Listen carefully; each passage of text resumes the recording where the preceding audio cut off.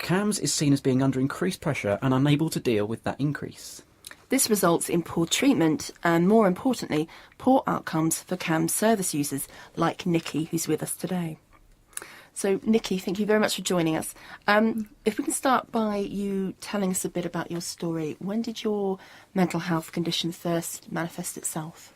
Okay, well, when I was 14, I experienced a traumatic event, I guess, and then my mental health went really downhill from there, and I had to go through a lot of different avenues to try and get to CAMHS, and it took a really long time. Like, they don't take it seriously at first until they hear certain, like, buzzwords, I guess, like suicidal or hearing voices, that sort of thing.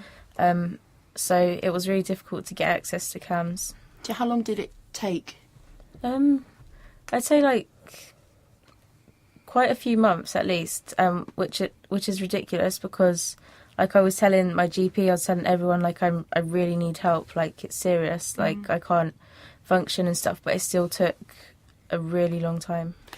I mean, so how easy or how difficult, maybe it was more appropriate, was it for you to get a diagnosis? That was, like, almost impossible. You'd have to, like, I found it difficult to communicate my needs with the professionals, so my dad kept, like, kind of pushing them to try and get the help I needed. So I got a diagnosis after, I think, like a year or 2 years maybe, and even then it wasn't really all that helpful because even health professionals can stigmatise certain diagnoses. And you mentioned your dad there. I mean, how much do you think it helped having an advocate, having someone to sort of bang on those doors on your behalf?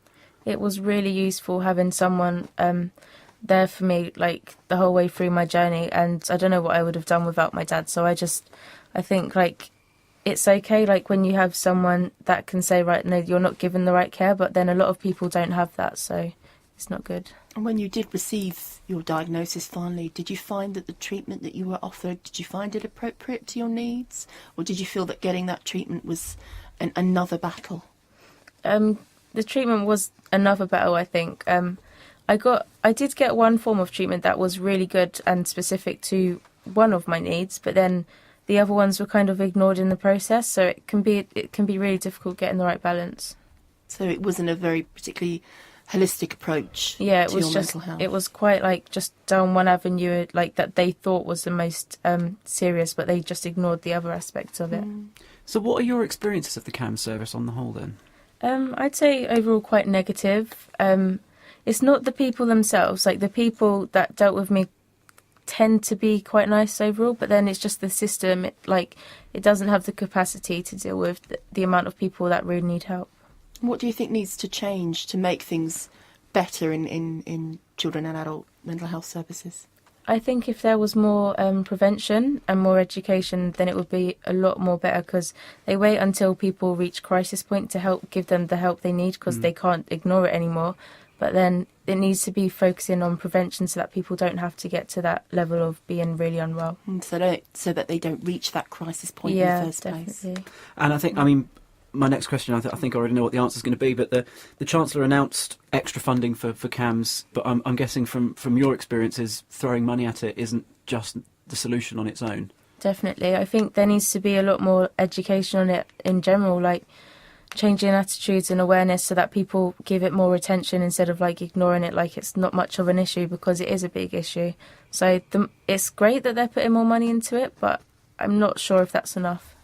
I mean, I would definitely agree with Nikki that you have to literally say buzzwords for them to even notice. I mean, I only got diagnosed with depression and anxiety last summer, and that's because I was at crisis point.